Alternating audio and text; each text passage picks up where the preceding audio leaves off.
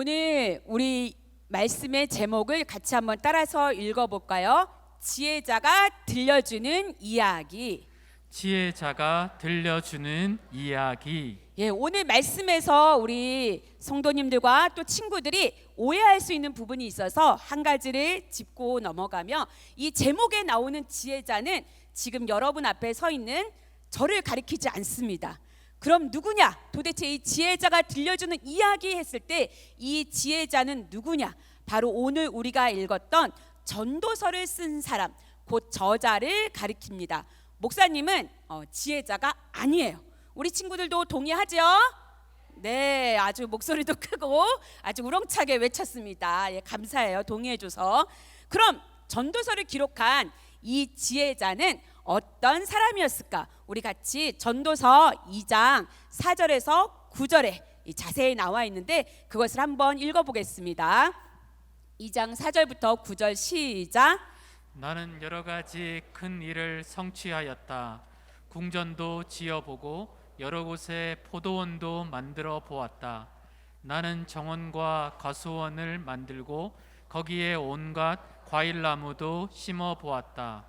나무들이 자라나는 숲에 물을 대려고 여러 곳에 저수지도 만들어 보았다. 남녀 종들을 사들이기도 하고 집에서 시종들을 태어나게도 하였다. 나는 또한 지금까지 예루살렘에 살던 어느 누구도 일찍이 그렇게 가져본 적이 없을 만큼 많은 소와 양 같은 가축들을 가져보았다. 은과 금, 임금들이 가지고 있던 여러 나라의 보물도 모아 보았으며 남녀 가수들도 거느려 보았고 남자들이 좋아하는 처첩도 많이 거느려 보았다. 드디어 나는 일찍이 예루살렘에 살던 어느 누구보다 더 큰 세력을 가진 사람이 되었다.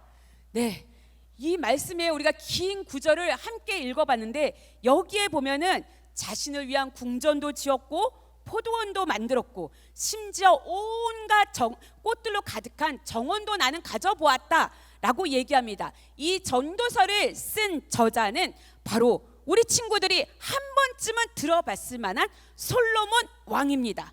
솔로몬 하면 우리 친구들은 어떤 사건이 딱 떠오를까요? 지혜의 왕. 교육을 아주 철저하게 받았네요.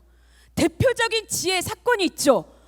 두 여자가 살아있는 한 아기를 솔로몬 왕에게 데리고 나와서 이 아이가 내 아이다, 아니다 내 아이다, 이 아이가 누구의 아이인지 판단을 해달라 라고 했을 때 저 같으면 막 멘붕이 와서 그 당시에 DNA 이런 것도 할 수 없는 그 시대에 모르겠다, 가지고 가라 막 이렇게 했을 것 같은데, 솔로몬은 아주 지혜의 왕답게 굉장히 지혜롭게 판결을 해서 진짜 어미가 누군지 그 자리에서 밝혀냅니다. 솔로몬은 이처럼 하나님으로부터 지혜를 선물 받은 특별한 왕이었습니다. 얼마 전에 우리 이순신 장군의 3대 대첩 중에 하나인 한산 대첩을 다룬 영화가 개봉이 되었는데 혹시 본 우리 친구들 있나요? 네, 못 봤죠? 본 사람도 있네요. 네, 역사 공부로 본 건 아니죠? 네, 저도 이 영화를 봤는데 이 한산 대첩 이후로 일본은 이순신이라는 말만 들면 벌벌벌 떨 정도로 아주 무서워했다고 합니다. 그런데 일본이 이 한산 대첩으로 인해서 파죽지세로 막 들어오고 있다가 이제 무서워하고 겁을 먹고 있을 그때에 정작 승리를 거둔 이 상황에서 나라를 버리고 도망을 가려고 했던 사람이 있었는데 바로 우리나라 14대 조선의 왕이었던 선조였습니다. 이 선조는 단순히 그냥 지금 상황이 어려우니까 조금 후퇴하자, 그리고 저기 멀리 떨어져 있다가 상황이 좋아지면 그때 다시 오자, 이렇게 작전상의 후퇴가 아니라 임금이 먼저 나라를 포기한 거예요.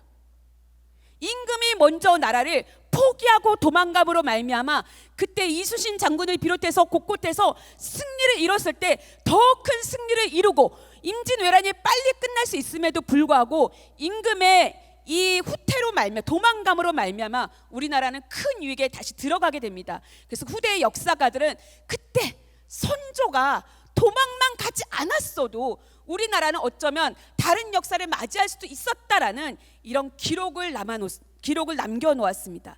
지금까지 이 사건으로 선조는 지금 우리나라 역사에서 가장 최악의 리더로 그를 꼽을 정도로 그런 유명한 왕이 되었습니다.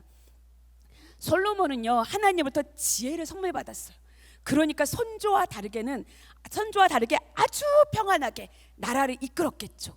뿐만 아니라 그는 이 지혜뿐만 아니라 그의 아버지 다윗 왕으로부터 이스라엘 역사에서 가장 부강하고 평온한 나라를 물려받았습니다. 이보다 더 완벽할 수 없다 할 정도로 솔로몬은 어떻게 보면 성경에 나오는 많은 인물들 중에 나라적으로 개인적으로 단 하나의 부족함이 없을 정도의 유일한 사람이 솔로몬이었습니다. 우리 얼마나 부족함이 많아요. 우리 친구들은 자신이 부족하다고 생각하나요? 목사님은 부족함이 정말 많은 사람입니다. 머리가 좀 좋은 친구들이 분명히 이 중에 있을 거예요. 그래서 하고 싶은 것도 많고 배우고 싶은 것도 많지만 이상하게 머리가 좋은 친구들에게는 환경이 잘 열리지가 않아요. 가정에 조금 도와주기 어렵다거나 여러 가지 상황을 이렇게 뒷받침해 주지 못할 정도의 그런 상황이 주어집니다. 반면에 나는 지극히 평범하고 별로 머리가 좋은 것 같지 않은데 부모님이 뭐든지 다 대줄 테니 염려하지 말라고 막 학원 보내주겠다 뭐 해주겠다면서 막 우리를 그 상황 속으로 몰아넣을 때 우리 너무 힘들잖아요. 난 그렇게 똑똑하지 않은데, 나 그렇게 열심히 있지 않은데 왜 그러지? 우리 부모님 나에게 너무 큰 기대를 하는 것 같은데 왜 그러지라는 이런 마음이 어려움이 느껴질 때가 있습니다. 그런데 솔로몬요, 정말 아무것도 지적으로 외적으로 경제적으로 그 어느 하나도 부족함이 없던 완벽 그 자체였습니다. 안과 밖으로 모든 게 넘쳐났던 이 솔로몬은요, 자신이 왕이 된 후에 자신의 아버지도 가져보지 못했고 이후에 다른 왕들도 가져보지 못했던 커다란 자신의 왕국을 건설합니다. 무려 13년에 걸쳐서 자신이 살 이 커다란 왕국을 건설하는데 열왕기상 7장에 보면 자세히 나와 있어요. 이 왕국은 13년 동안 걸쳐서 건설된 이 왕국은 우리가 길거리에 돌아다니면서 흔하게 볼 수 있는 이런 목재나 자재, 나무 이런 거로 짓지 않았습니다. 여기에 열왕기상 7장에 특별히 나오는데 레바논 나무, 곧 레바논에서 자라는 백향목을 사용했다라고 나옵니다. 자, 레바논의 국기 한번 볼까요? 이게 레바논 국기예요. 한 번도 못 봤죠? 예. 여기에 보면 중가운데 나무가 하나 있습니다. 이 나무가 바로 레바논을 상징하는 백향목이에요.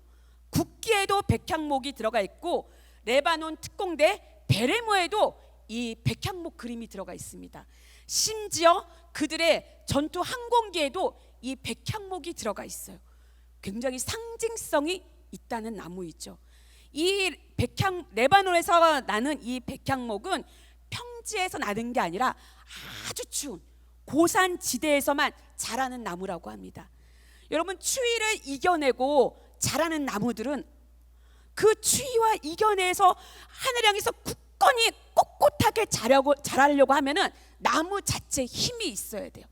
백향목은 그 추운 바람과 눈보라와 모든 것을 맞으면서 그 고산지대에서 아주 깊게 하늘까지 쭉쭉 뻗어 나가는데 옆으로 꺾이거나 그리고 부러지지 않습니다. 왜냐하면 나무 자체에 그 힘을 가지고 있기 때문에. 그래서 이 백향목은 힘, 권력, 영원을 상징한다고 합니다. 그리고 또 추운 곳에서 자라는 나무이다 보니까 묘목으로, 아주 작은 묘목으로 자라는 데만 40년이 걸려요. 이렇게 작은 나무로만 자라는데 40년이 걸리는데 이것을 목재로, 건축 자재로 사용하는 그런 나무라면 이미 수백 년에 걸려서 이 나무가 자라난 거예요. 이렇게 수백 년에 걸려서 자라난 이 백향목 나무 자체에는 굉장히 은은한 향기가 있다고 합니다. 여러분, 혹시 향수를 아주 진하게 뿌린 사람의 곁에 가본 적 있나요? 저는 향수를 진하게 뿌린 사람 곁에 가면 코가 근질근질하면서 계속 재채기가 나와요. 그런데 이 백향목에서 나는 그 향기는 굉장히 아름답다고 해요. 저도 한 번도 안 맡아봐서 어떤 향기인지는 그냥 상상을 해볼 뿐이에요. 그런 은은한 향이 있고 절대로 벌레가 생기지 않는다고 합니다. 힘과 권력, 영원성을 상징하는 이 재료를 가지고 솔로몬이 13년에 걸쳐서 자신의 왕궁에 이 목재로 사용할 때 가장 필요한 게 뭐였을까요? 돈이 있어야죠. 돈이 있어야 이 나무를 사올 수 있잖아요. 그런데 이 백향목 나무를 사오기 위해서 솔로몬은 어디 가서 빌리거나 대출받지 않았어요. 돈에 부족함이 없던 사람이 솔로몬이었습니다. 그럼 저는 궁금해지더라고요. 이렇게 비싼 나무로 왕궁을 지을 정도면 솔로몬은 도대체 어떤 음식을 먹었을까? 여러분 궁금하지 않아요? 열왕기상 4장 22절부터 23절에 솔로몬의 왕궁에서 하루에 음식이 얼마만큼 소비되었는지 너무 자세하게 잘 나와 있습니다. 하루에 음식으로 소비되는 밀가루만 9톤이었다고 해요. 소는 하루에 30마리. 그러면 소가 비실비실하고 힘이 없고 어디 병든 이런 소를 가지고 왔을까요? 왕궁에서 왕과 왕의 자녀가 먹을 그런 소인데, 우리로 하면 특 플러스 A급 막 이런 엄청나게 비싼 그런 소 하루에 30마리가 소비됐고 양은 100마리가, 그리고 그 외에도 셀 수 없을 정도의 많은 사슴고기와 새를 먹었다고 나와 있습니다. 지금 이 준비를 하다가 우리나라 소 한 마리 가격이 얼마만큼 할까 궁금해서 이렇게 찾아봤습니다. 몇 년 전에 600에서 700 정도 했다고 하는데 지금은 약 1000만 원까지, 소 한 마리에 1000만 원까지 간다고 해요. 그러면 하루에 소가 30마리씩 이렇게 솔로몬 궁전에서 사용됐으니까 소값만 3억이 든 거예요. 그래서 어떤 분은 이거를 자세히 막 조사를 해놨어요. 밀가루 9톤에 소에 이렇게 양 100마리, 그리고 고기만 먹지 않고 야채도 먹었을 것이고 뭐 음료수도 먹고 과일도 먹었으니 좋기 하루에 솔로몬의 궁전에서 소비되는 음식의 값만 10억이 넘었다라는 그런 발표까지 나왔습니다. 여러분 그럼 이 귀한 음식은 어디에 담겨져서 먹었을까요? 노쇠, 뭐 플라스틱, 스텐 이런 그릇에 담겨졌을까요? 열왕기상 10장에 보면 이렇게 나와 있습니다. 아무 데서나 구할 수 없는 가장 진귀한 순금으로 만든 잔과 순금으로 만든 금그릇에 음식을 담았다. 은은 너무 흔해서 은으로 만든 기물은 왕궁 안에 없었다라고 나와요. 혹시 매일 물을 마시는데 금잔에 물을 마시는 그 갑부가 여기에 계시나요? 제가 몇 년 전에 유치부에서 녹그릇, 금그릇, 설그릇 준비하다가 금그릇을 가질 만한 분이 누가 있을까? 우리 선생님들에게 나름 금그릇을 가질 만한 분이다 하고 연락을 드려봤습니다. 다들 저희 집에는 금그릇이 없습니다. 죄송합니다. 이런 반응이었는데 여러분 솔로몬은요 매일매일 금잔에 물을 따라 마셨어요. 금그릇에 음식을 담아서 먹었어요. 우리는 태어나서 한 번도 누리기 힘든 영화를 누렸고 매일 우리가 경험해보지 못한 그 정말 상상할 수 없는 그런 신세계에 살던 그런 사람이 솔로몬이었습니다. 그 솔로몬이 이렇게 얘기합니다. 내 눈이 원하는 거, 내 마음에 재미있는 것은 내가 단 하나도 제한받지 않고 다 해봤다. 하나도 누구의 통제가 없었다는 거예요. 지금 방학이잖아요. 우리 친구들 방학에 여러분이 원하는 만큼 놀고 있나요? 나 원하는 만큼 놀고 있어요라는 신기한 사람 누구예요? 대단한 부모님이시네요.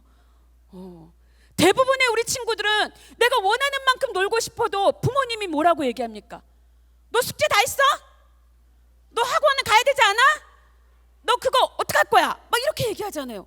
오늘도 제가 막 열심히 교회에서 일하고 있는데 저희 아들한테 전화가 왔어요. 엄마, 난 너무 억울해. 왜 나는 도대체 매일 게임을 할 수 없는 거야? 너무 억울하다는 거죠. 근데 솔로몬은요, 제한받지 않았어요. 자기가 원하는 모든 거 마음껏 정말 누릴 수 있을 만큼 난 다 누려봤다.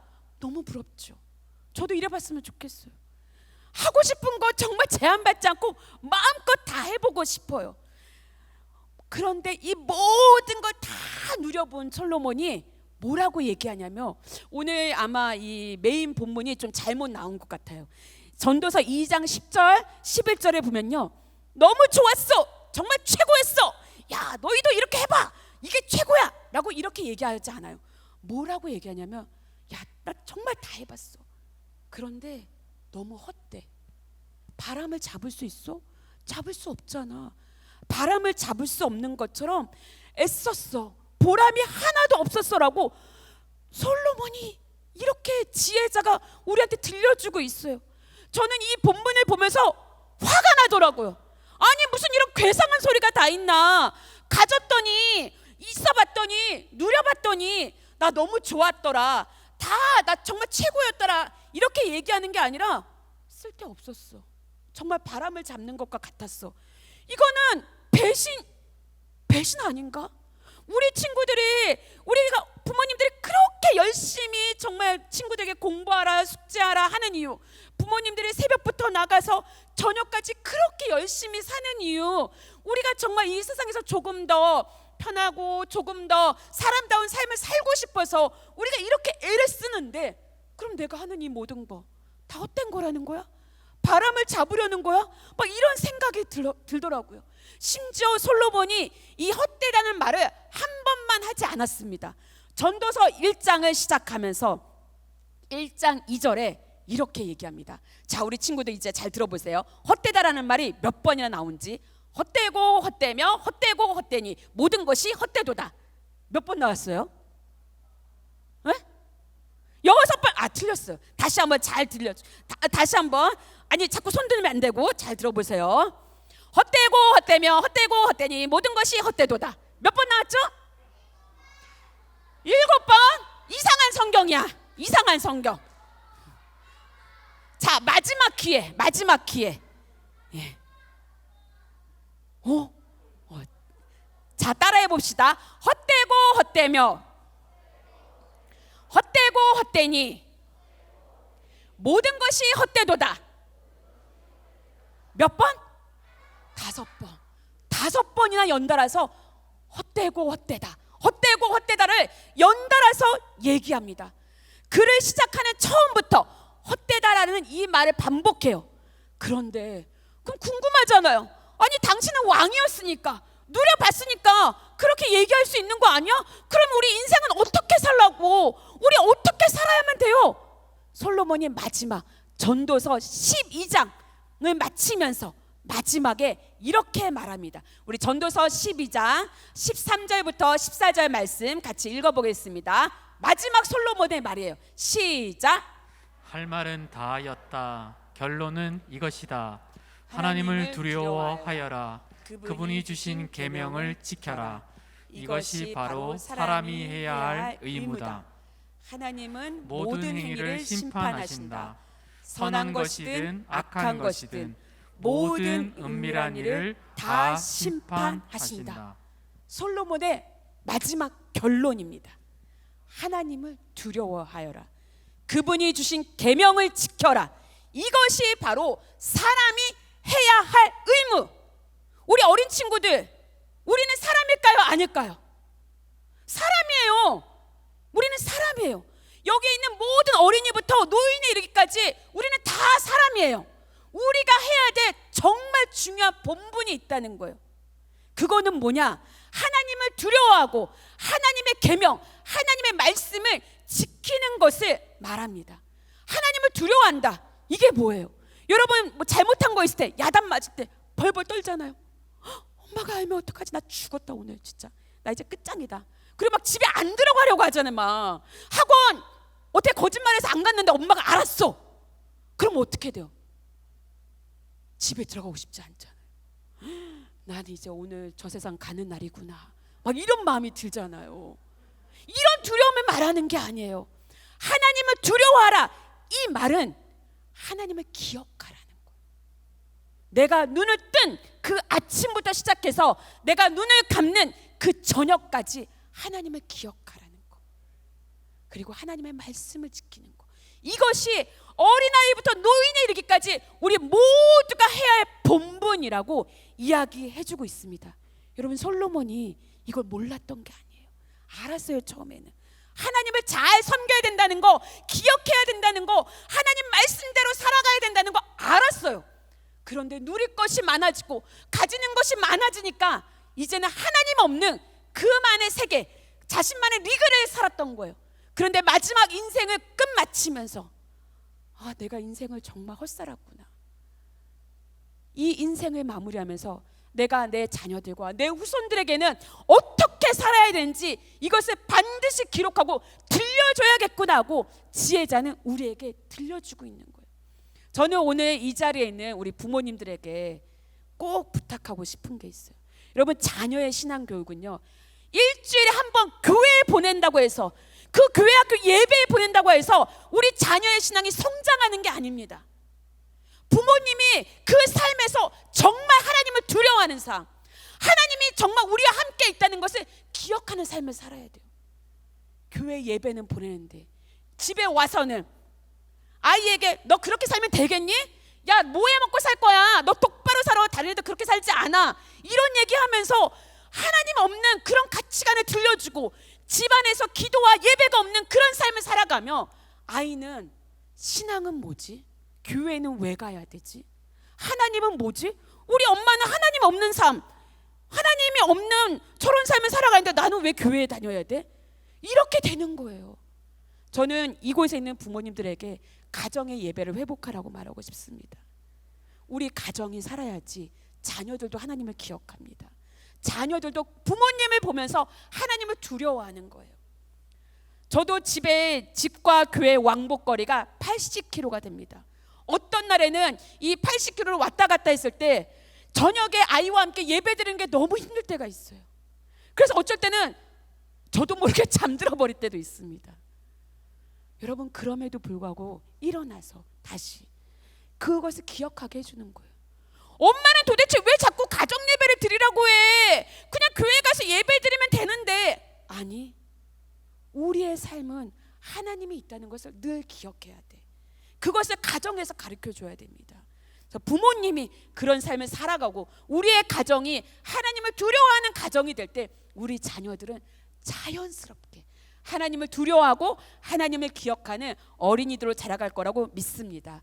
우리 같이 함께 찬양하고 기도하려고 합니다. 우리 아까 제 마지막에 불렀던 우리 나주님의 기쁨 되기 원하네, 내 마음을 새롭게 하소서, 같이 찬양하고 기도하는 시간 갖겠습니다.